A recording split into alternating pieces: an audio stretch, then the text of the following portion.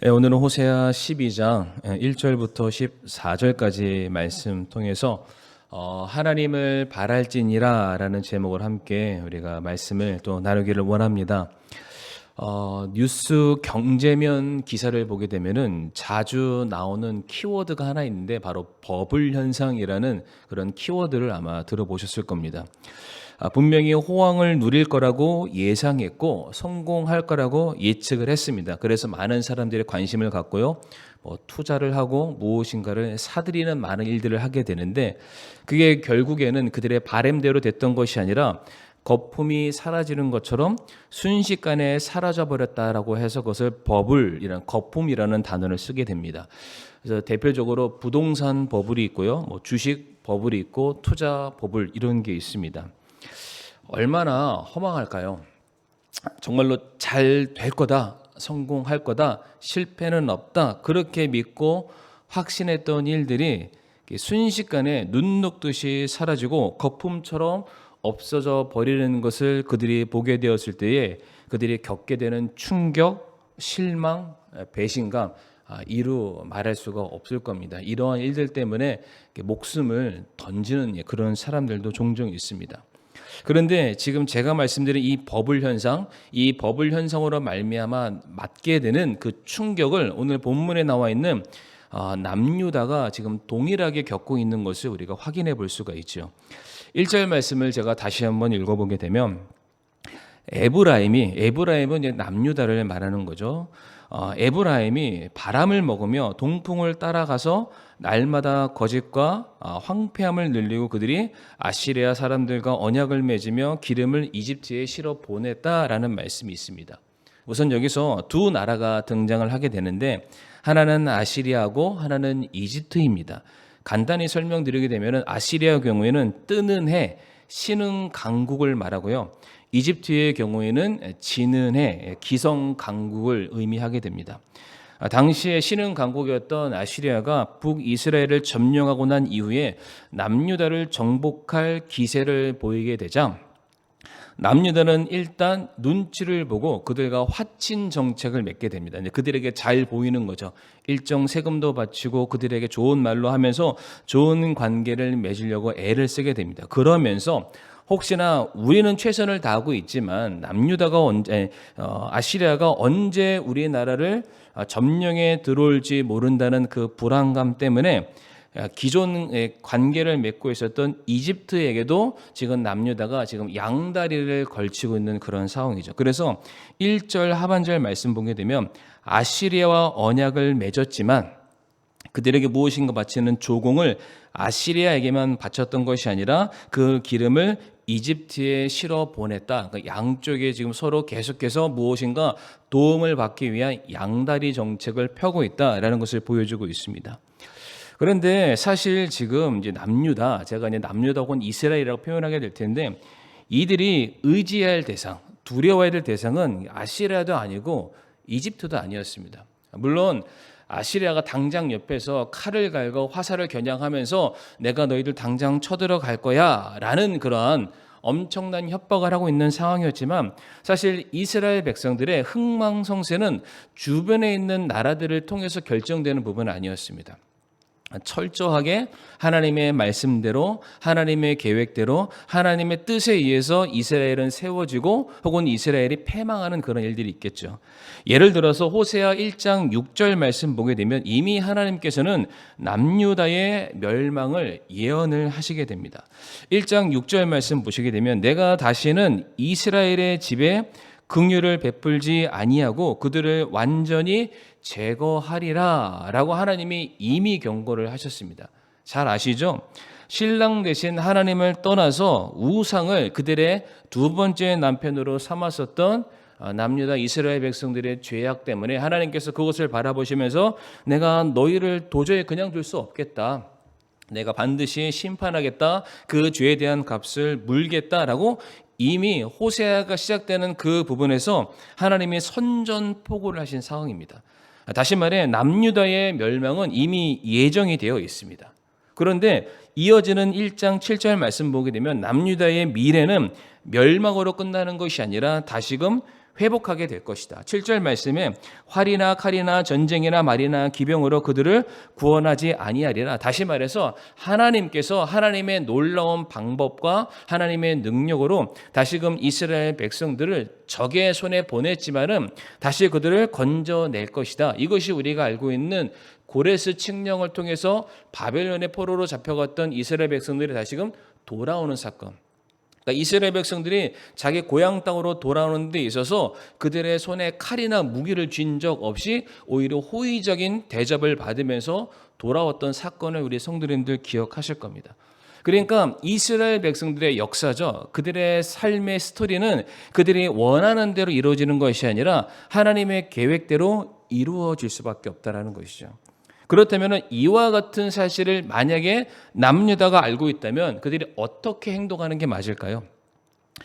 차라리 매도 먼저 맞는 게 낫다고 현실을 직시하고 빨리 멸망을 받아들이고 하나님께서 그럼에도 불구하고 회복시키신다고 약속하셨으니 그 약속의 말씀을 찰떡같이 믿고 기다리고 또 기다리고 인내함으로 이 모든 상황들을 믿음의 눈으로 바라보는 그러한 그들의 어떠한 신앙적인 모습이 그들에게 너무나도 필요했습니다. 그런데 이미 본문에서 나와 있는 것처럼 이 남유다의 경우에는 하나님을 의지하지 않습니다.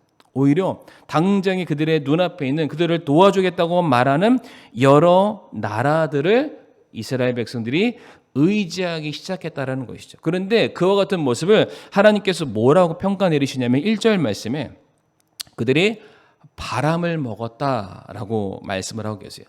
헌물을 켰다라는 거죠. 쓸데없는 일에 그들이 에너지를 낭비했다. 버블 현상을 지금 말씀을 하고 계십니다. 그러니까 그들이 아시리아와 이집트에게 무엇인가를 잘 보이게 되면 그들의 나라의 영광이 그래도 하루는 더 오래 가겠지라는 허황된 꿈을 꾸었지만은 실상은 그 모든 것들이 바람에 사라져버리는 헛된 일이 되고 말았습니다. 저 사막에 신기루처럼 아무것도 아닌 상태가 되었죠. 그러니까 하나님이 이스라엘 백성들 보고 말씀하시는 거예요. 너희 바람 먹었다. 너희 바람 맞았다. 그 성도님들 그 공갈빵 드셔보셨나요? 동그라서 컸는데 깨물면은 푸식 줄어들어서 아무것도 없는 너희가 그런 상황이다라고 말씀을 하고 계세요. 그런데 이스라엘 백성들이 헛된 일에만 쫓아갔던 것이 아니라 그렇게 붙잡았던 것이 그들에게 무엇으로 지금 다시금 돌아오게 되냐면 1절 말씀을 잘 보시게 되면은 동쪽에서 바람이 불어온다. 동풍을 따라왔다. 그로 말미암아 너희들이 황폐함이 늘어났다라고 1절 말씀이 우리에게 가르쳐주고 계세요. 사진 하나 보여주시길 바랍니다. 사진 하나 보여주시게 되면은 이게 이제 실제 이스라엘을 중심으로 하고 있는 지도입니다. 저기 빨간색 화살표로 표시되어 있는 곳이 이스라엘이고요. 그 이스라엘을 중심으로 이제 동쪽 편에가 쭉 보시게 되면은 척박한 이 광야지대, 사막지대라는 것을 알 수가 있죠. 그러니까 그쪽에서부터 이제 바람이 불어오는 거예요.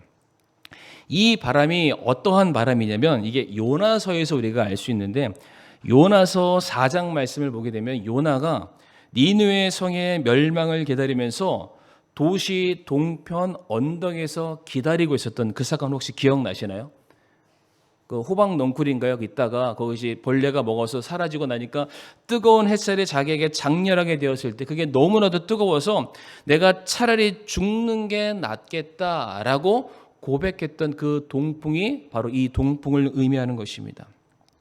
고온에 건조한 바람으로 그 바람이 한번 불게 되면은 온갖 식물과 농작물들이 메마르게 된다고 합니다.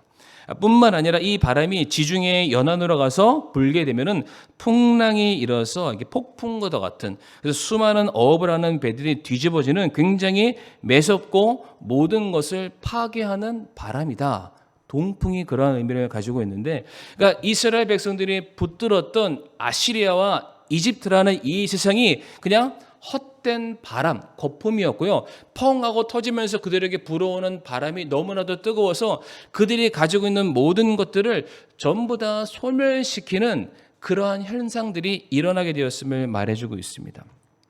다시 정리하게 되면 그들이 헛된 꿈을 쫓아갔다가 거품처럼 폭삭 꺼져버리는 허망함을 느끼게 되고요. 그 거품이 오히려 그들에게 독이 되어서 그들이 가지고 있는 모든 것들을 말려버리는 일들이 일어나게 됩니다. 그런데 그들이 쫓았던 이 헛된 꿈과 이 어리석음이 여기에서 끝나지 않고 그로 말미암은 결과가 2절 말씀에 나와 있습니다. 2절 말씀 우리 성도님들 한번 같이 읽어주시겠습니까? 2절 말씀 시작.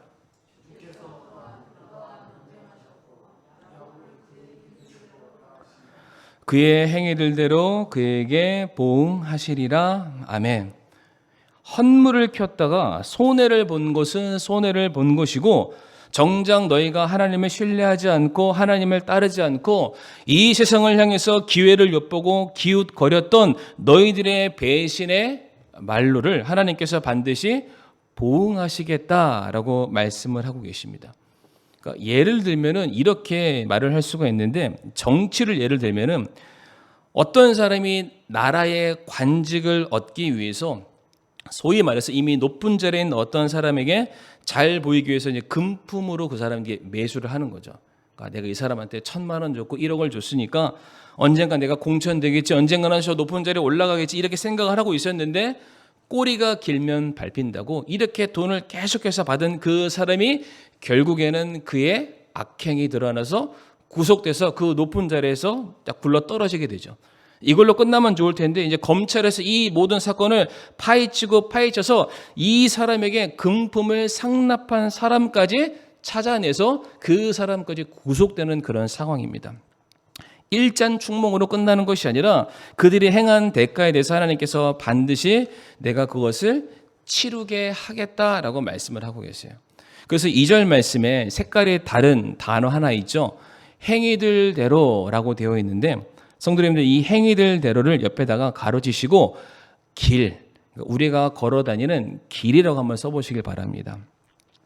이 행위대로라는 이 단어가 히브리어로는 데레크라고 읽게 되는데 그 원래의 뜻은 길이라고 합니다. 길, 사람들이 다니는 길. 성도님들 원래 길이라는 거는 처음부터 존재하지는 않습니다. 무슨 뜻이냐면은 그러니까 사람들이 어딘가를 반복적으로 왔다 갔다 하다 보니까 거기에 뭐가 생기는 거냐면 길이라는 게 생기는 거죠.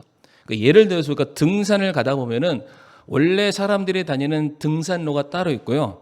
그 옆에 보면은 이제 샛길이 하나 있어요. 원래 거기에는 펜스도 없고 줄도 없어요. 그런데 사람들이 자꾸 글로 다니다 보니까 거기에 보게 되면 뺀질뺀질 길에 나가지고 아 여기도 길이구나 이렇게 안다라는 것이죠. 그러니까 지금 이스라엘 백성들이 그들이 자꾸만 하나님을 떠나서 세상을 의지했던 그런 일들이 한 번에 그친 것이 아니라는 거예요. 계속해서 반복적으로 무엇인가를 찾고 갈망하고 기회를 얻고 무엇인가 그들에게 도움을 얻으려는 그런 모습들이 너무나도 그들의 삶 속에서 자주 일어났기 때문에 그 죄의 흔적과 죄의 자취와 죄의 결실이 남아있기 때문에 하나님께서 그것을 보시고 그들을 심판하시겠다라고 말씀하세요. 그러니까 쉽게 얘기해서 하나님 저 딱 한 번 실수했는데요. 저 딱 한 번만 그랬는데 그게 아니라는 거예요. 너희들의 삶에 지울 수 없는 분명한 흔적이 남아있다. 데레크 행위들을 내가 반드시 보응할 것이다 라고 말씀을 하세요. 우리가 여기서 발견할 수 있는 죄의 한 가지 특징을 우리가 발견할 수 있는데 뭐든지 그런 것 같습니다. 이게 처음 죄를 지을 때는 굉장히 이게 두근두근 거립니다. 막 떨리죠. 내가 이 일을 해도 되나 하면 안 되나 막 두근두근 떨리고 뒤에 누가 싹 지나가면 막 움츠라고 막 깜짝 놀라고 막 너무나도 조심스럽습니다. 그런데 막상 내가 어떤 죄를 한번 저질러 봤는데 아무 일도 일어나지 않는 거예요. 그럼 어떻게 될까요? 자신감이 붙는 거예요. 용기가 붙는 거죠. 한 번 했는데 별다른 일이 없으니까 한 번 한 것이 두 번 하게 되고 두 번 하는 것이 세 번 하게 되고 이렇게 반복적으로 행해지는 일들이 내 삶에 뭐로 바뀌냐면은 습관이 되고요. 그 습관이 내 생활 양식과 생각과 가치관을 완전히 바꿔버리게 됩니다. 그래서 나중에는 내가 행하는 죄가 죄인지를 전혀 알지 못하는 지경까지 가게 돼서 내가 죄인인가라는 생각조차 하지 못하는 거예요. 그런데 하나님께서는 우리들의 삶의 족적을 그대로 보여주시죠. 네가 이와 같은 길을 걸어갔다. 심판하신다라는 거예요. 성도님들, 최근에 그 경복궁 담벼락에 낙서했던 그 뉴스 기억하시나요? 대단합니다. 거기 바로 앞에 CCTV가 있는 것도 아니었어요. 거기서 조금 멀리 떨어져 있는 버스 정류장인가요?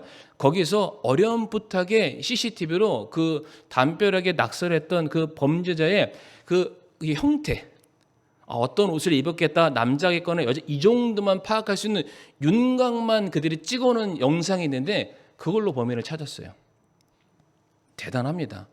그러니까 뭐 대한민국이 대단한 건지 기술의 발전이 대단한 건지는 모르겠는데 그러한 흔적과 자료들이 다 남아 있고 그것으로 말미암아 이 사람의 범죄는 결코 지워질 수가 없다라는 겁니다. 그래서 요즘 너무 많잖아요. CCTV, 블랙박스, 뭐 예를 들어서 어떤 사람들이 범죄를 했는데 스마트폰과 이 노트북에 모든 게 다 있는데 그것을 뭐 파괴시킨다? 뭐 요즘 포렌식이라고 어떻게든 찾아서 그 안에 있는 것도 다 발견해낸다라는 거예요. 아니, 사람의 기술력으로도 한 사람의 인생을 탈탈탈 털어낼 수가 있는데 모든 것을 다 아시고 모든 것을 다 보시는 하나님은 어떻게 우리를 심판하실까?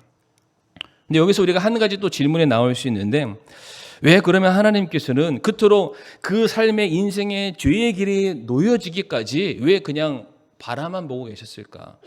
처음부터 못하게 막으시고 중간에라도 뭐라고 꾸짖으시면은 그 사람이 더 이상 그런 일들을 하지 않을 텐데 왜 그냥 바라보고 계시다가 길이 날 때까지 그냥 팔짱 끼고 계시다가 갑자기 이 사람이 정 안 되겠다? 왜 그제서야 그 사람의 행위들을 보응하시는가? 우리가 이렇게 생각할 수도 있겠죠. 하나님께서 우리가 행한 죄에 대해서 즉각적으로 대응하지 않는 이유가 성경에 나와 있는데 그것은 다른 것이 아니라 돌아오라고, 회개할 수 있는 기회를 주기 위해서라고 말씀하고 계십니다. 우리가 다 같이 이사야 55장 7절 말씀, 이사야 55장 7절 말씀 같이 한번 우리가 읽어보도록 하겠습니다.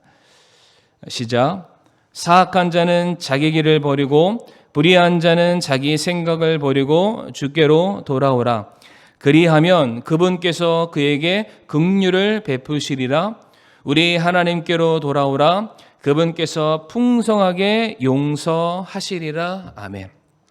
시간이 되시면은 베드로후서 3장 9절 말씀도 한번 꼭 찾아서 읽어보시길 바랍니다. 하나님은 사악한 자가 자기의 길을 버리고 그가 가셨던 잘못된 길이죠. 그의 삶 속에서 하나님을 향했던 길이 아니라 자기가 세워놓고 자기가 생각하는 자기의 인생의 그 길을 버리고 생각을 버리고 주님께로 돌아오기까지 하나님의 풍성하신 사랑으로 인내하시고 또 인내하시고 그들에게 긍휼을 베풀기를 원하신다. 하나님이 모르시는 게 아니에요. 하나님께서 그냥 묵인하시는 게 아니죠. 다시금 돌아오기를 정신 차리고 회개하기를 바라고 계시기 때문에 우리들이 연약하고 죄 많고 실수함에도 불구하고 하나님이 오늘도 참고 계십니다. 만약에 하나님이 우리가 행한 죄에 대해서 그때마다 참지 않고 심판하신다고 한번 생각을 해보세요. 견딜 수가 없을 겁니다. 그러니까 누구도 이게 멀쩡하게 살아있을 수 있는 사람이 아무도 없다라는 것이죠. 분명한 것은 하나님께서는 우리들의 삶 속에서 우리가 인지하지 못한다 할지라도 반복적으로 죄를 지어서 우리 인생의 길이 날 정도로 그렇게 살아가는 우리들의 삶의 모든 행적들에 대해서 하나님은 반드시 심판하신다라는 것을 우리 성도님들 잊지 마시기를 바랍니다. 베드로전서 1장 17절 말씀에 이러한 말씀이 있습니다. 사람들의 외모를 중시하지 아니하시고 각 사람의 행위대로 심판하시는 아버지를 너희가 부르며 간구할진대 너희가 여기에 잠시 머물러 있을 동안을 두려움 가운데 지내라 라고 되어 있죠. 각 사람의 행위대로 심판하시는 아버지 하나님, 너희가 잠시 잠깐 얼마 안 되는 이 인생을 살아가면서 너희들이 원하는 대로 너희들이 생각하는 대로 너희들의 주장대로 그렇게 행동하는 모든 것들 아무것도 아닌 것 같지 하나님이 다 그것을 기억하고 계시고 너희들의 행위에 대해서 반드시 물으실 것이고 반드시 심판하시는 때가 있다. 그러니까 함부로 행동하지 말라라는 거예요. 그 행동에 대한 응당의 대가를 치르게 될 것이다. 고린도후서 5장 10절에서도 동일한 말씀이죠. 우리가 반드시 다 그리스도 심판석 앞에 나타나리니 이로써 각 사람이 좋은 것이든 나쁜 것이든 자기가 행한 것에 따라 자기 몸 안에 이루어진 것들을 받으리라 라고 성경은 말씀하십니다. 저와 사랑하는 성도님들이 그리스도의 심판석 앞에 서게 될 텐데 그때의 심판의 기준과 평가의 기준은 무엇이냐면 우리가 행한 것에 따라서 우리 몸 안에 남겨진 것들이 살아있는 증거가 되어서 우리가 주님께로부터 평가받는 시간들이 있다라는 거예요. 성도님들, 사도 바울의 그 신앙 고백을 기억하시나요? 사도 바울은 내 몸 안에 그리스도의 흔적이 남았다라고 고백을 했습니다. 그러니까 사도 바울은 예수 그리스도를 섬기고 예수 그리스도를 증거하고 예수 그리스도가 가셨던 그 길을 따라가매 그의 삶에 그의 몸에 정말로 주님으로 말미암은 그의 삶의 흔적들이 너무나도 많이 남아 있었죠. 그러니까 주님께서 그것을 보시는 순간 마치 그 하나하나를 훈장처럼 여기실 거예요. 그리고 잘하였다 나의 충성된 종아, 그를 사랑하시고 그를 안아주시겠죠. 왜? 명백한 증거가 그의 몸 안에 새겨져 있기 때문입니다. 그렇다면 과연 우리 사랑하는 성도님들, 우리가 그 보응의 시간이죠. 심판의 시간, 우리가 주님을 두렵고 떨림이 아니라 기대하는 마음, 소망하는 마음, 우리가 정말로 주님을 즐겁게 만날 수 있는 그런 시간들이 우리들의 삶에 있기를 간절히 바랍니다. 그래서 중요한 거는 우리들의 인생에 내가 원하는 길을 가는 것이 중요한 것이 아니라 우리가 주님과 함께 동행하는 삶이 너무나도 중요하다. 그래서 창세기 5장 24절 말씀 보게 되면은 우리가 잘 아는 에녹이라는 한 인물이 등장을 합니다. 에녹이 하나님과 함께 걷더니 하나님께서 그를 데려가심으로 그가 잊지 아니하더라라고 말씀을 하시죠. 성도님들, 에녹은 그의 나이 65세에 무드셀라라는 아들을 낳습니다. 자식을 낳고 그로부터 300년간 하나님과 동행하는 삶을 살게 되죠. 그러니까 성경 말씀 그대로 해석을 하면은 에녹은 65세 전까지는 하나님과 동행하지 않았던 삶이었어요. 그런데 그 무드셀라를 낳고 난 이후에는 그가 하나님과 동행했다. 하나님이 가시는 그 길을 따라 걸었다라고 말하고 있습니다. 중요한 건 여기서 질문이죠. 왜 에녹이 갑자기 하나님과 동행하는 삶, 범사의 하나님을 인정하는 삶을 살았을까? 그것은 바로 에녹이 하나님이 보응하시는 분, 행위에 대해서 반드시 심판하시는 분이심을 그가 알았기 때문이에요. 이거는 이제 본문과는 상관없는 내용이긴 하지만은 에녹이 낳은 아들이 무드셀라잖아요. 혹시 성도님들 무드셀라의 이름의 뜻을 아시는 분들 계시죠? 창을 던지는 자입니다. 무드셀라의 이름의 뜻이. 창을 던지는 자가 어떤 의미를 가지고 있냐면은 이제 곧 전쟁이 일어나게 될 것이다. 이제 곧 심판의 때가 이르게 될 것이다. 라는 그 의미가 창을 던지는 자 무드셀라라는 거예요. 그러니까 에녹이 아들 무드셀라를 낳고 난 이후에 뭘 깨달았냐면은 하나님의 심판의 때가 이르게 될 것이다. 실제로 무드셀라가 죽게 되었을 때 이 땅에 어떠한 사건이 일어나게 되냐면은 바로 노아 홍수 사건이 일어나게 됩니다. 그러니까 지금 에녹은 알았던 거예요. 지금 하나님께서 언젠가 무드셀라의 인생 가운데 임하게 되실 텐데 그때 하나님의 심판과 하나님의 임하심은 내가 이 땅에서 어떻게 살아왔는지, 내가 어떻게 주님을 따라왔는지 내 모든 인생의 일들이 주님 앞에 여실하게 다 보여지는 순간이 이르게 될 것이다. 정신 차리고 내가 주님께서 명하시는 내가 주님의 길을 따르는 삶을 살아야 되겠다 작심했다라는 거예요. 그러니까 이 에녹의 삶을 하나님이 보시니까 하나님의 가는 길과 너무나도 합력하여 선을 이루고 있는 그 모습을 바라보시게 되었을 때에 기쁘신 거죠. 그 마음에 너무나도 흡족하니까 에녹을 하나님께서 살아있는 동안 그를 자기 품으로 데려갔다라고 성경은 말씀하고 계십니다. 그래서 우리가 잘 아는 말씀이죠. 잠언 3장 6절 말씀 같이 한번 읽어보실까요? 시작. 내 모든 길에서 그분을 인정하라. 그리하면 그분께서 내 행로들을 지도하시리라. 아멘. 범사의 모든 상황과 모든 환경 속에서 우리가 하나님 한 분만을 인정하고 하나님께서 우리에게 가라는 그 길만 순종함으로 나아갈 수 있는 저와 우리 사랑하는 성도님들이 될 수 있기를 바라겠습니다. 이 1절과 2절 그 얼마 안 되는 이 말씀만 놓고 보건대 이스라엘 백성들의 모습 속에서 우리는 그 어떠한 희망도 찾아볼 수가 없습니다. 그들은 헛된 꿈에 부풀었었고요. 하나님이 아닌 세상을 선택했고요. 그리고 오히려 그렇게 세상을 선택했던 그들의 인생이 성공했느냐? 그렇지 않습니다. 오히려 그들의 삶은 더 피폐해졌고요. 황폐해졌고 더 많이 무너져 내리는 것을 보게 되죠. 그러니까 그들이 범했던 죄의 응당보응을 받는 그런 삶을 살게 되었습니다. 그런데 이 땅에서도 그들이 심판받는 삶을 살았지만 아직 하나님의 심판이 남아있는 상황이라는 거예요. 그런데 하나님께서 그러한 이스라엘 백성들 당장 그들을 심판하셔도 전혀 부족할 것이 없는 그러한 상황 속에서 하나님이 지금 3절부터 이스라엘 백성들을 향한 소망의 메시지를 던져주시게 됩니다. 3절부터 6절까지 내용을 보게 되면 우리 성도님도 화면에 나와 있지 않고 이 성경책을 보시게 되면 하나님이 이렇게 말씀하세요. 내가 너희를 기소하고 내가 너희를 심판하고 내가 너에게 징계를 주어도 전혀 이상할 것이 아무것도 없다. 그럼에도 불구하고 내가 너희를 향한 잊지 못할 그 사랑을 내가 품고 있다라고 말씀하시면서 이스라엘 백성들에게 야곱 이야기를 꺼내기 시작하세요. 갑자기 3절 말씀에 뭐라고 되어 있습니까? 야곱을 모태에서부터 그의 형의 발 뒤꿈치를 붙들고 나오는 사람이었다. 야곱 잘 아시죠? 다 설명 안 드리겠습니다. 기회주의자.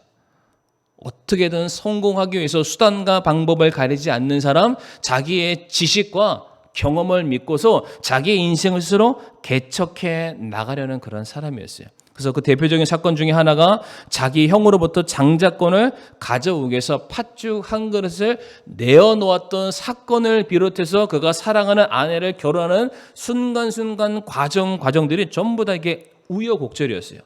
그가 생각한 대로 계획한 대로만 됐으면 아무런 문제가 없어야 되는데 그렇게 수단과 방법을 가리지 않고 했던 모든 일들 하나하나가 그때마다 어그러지는 일들을 우리가 말씀을 통해서 이미 확인하고 있습니다.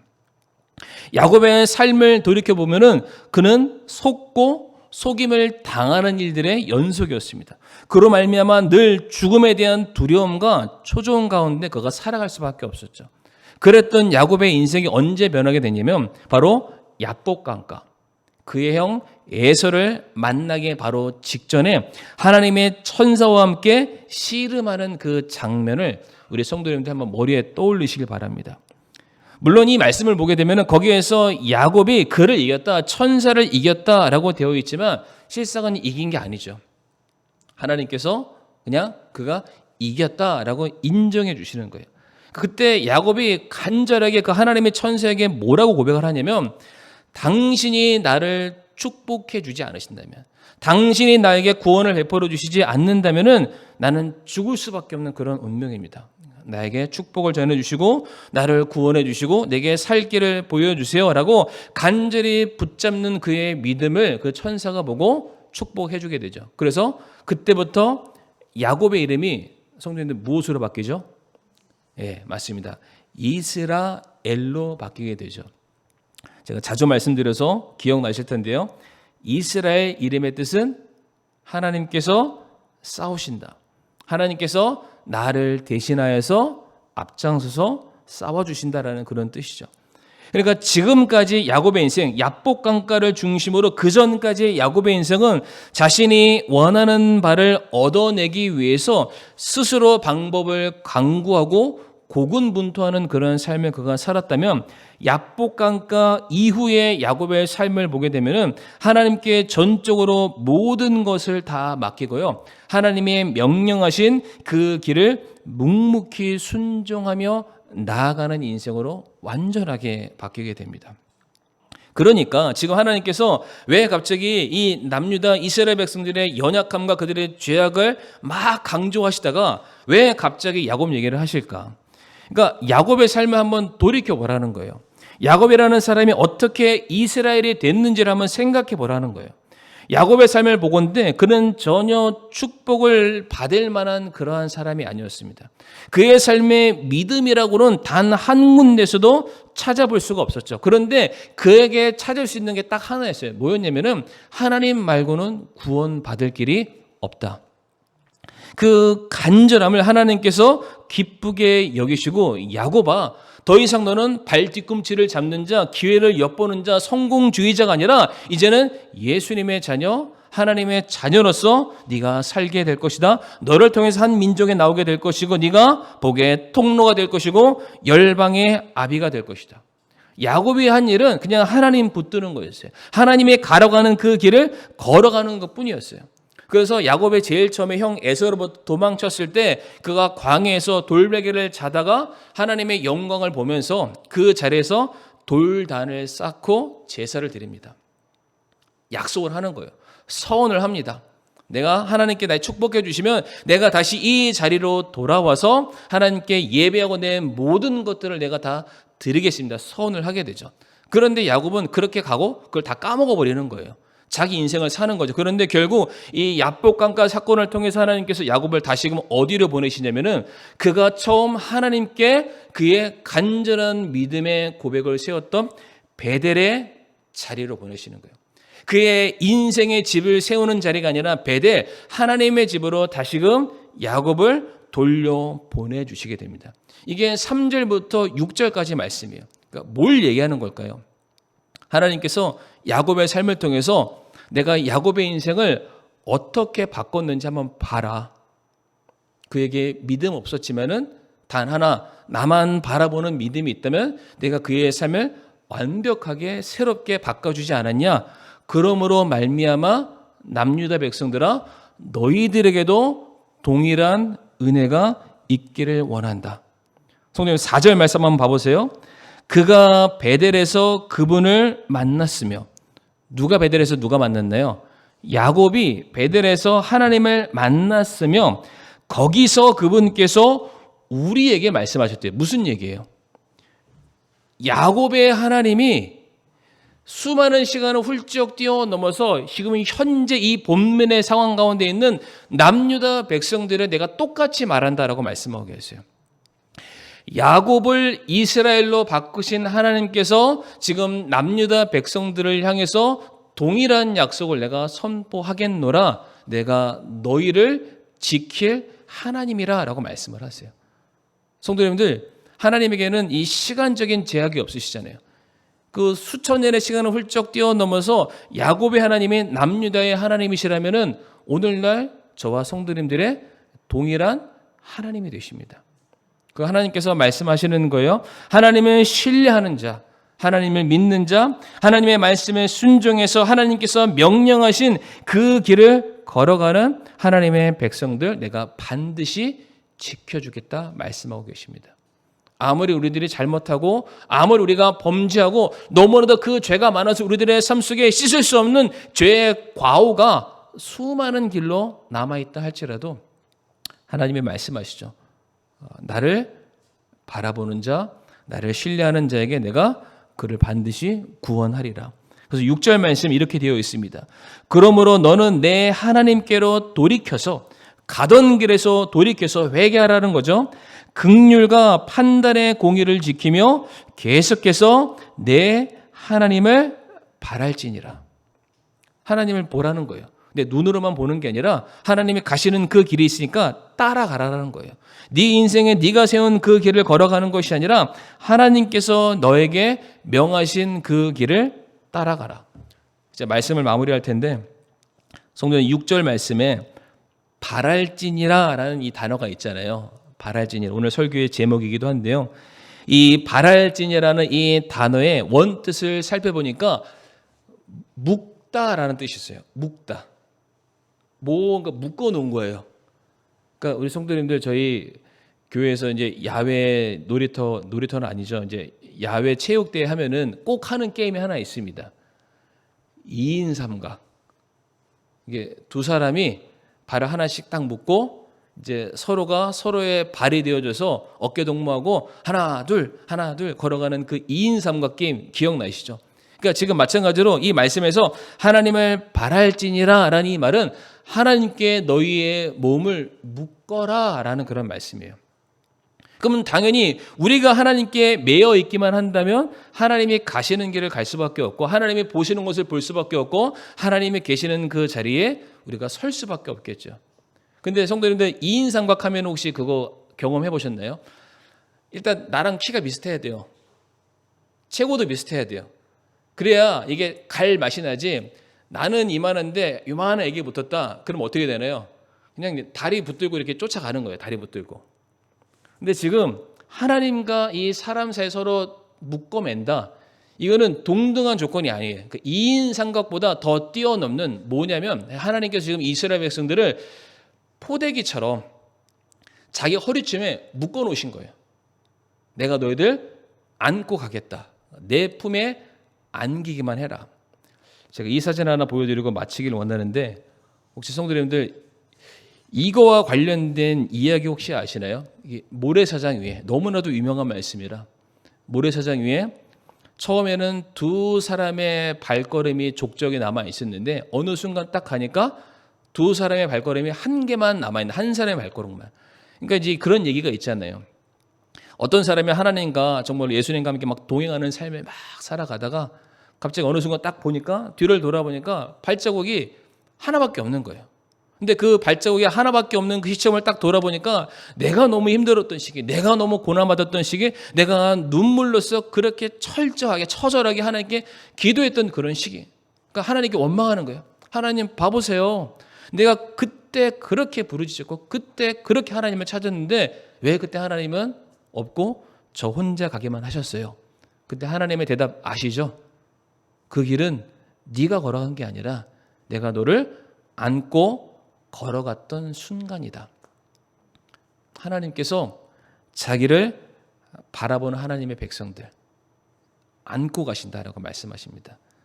그래서 그 길, 생명의 길, 승리의 길, 소망의 길, 약속의 길을 우리들에게 보장하고 계시죠.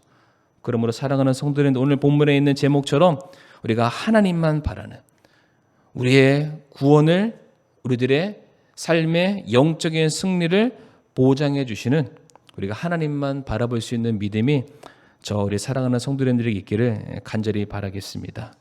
이 시간 다 같이 머리 숙여서 함께 우리가 기도할 때에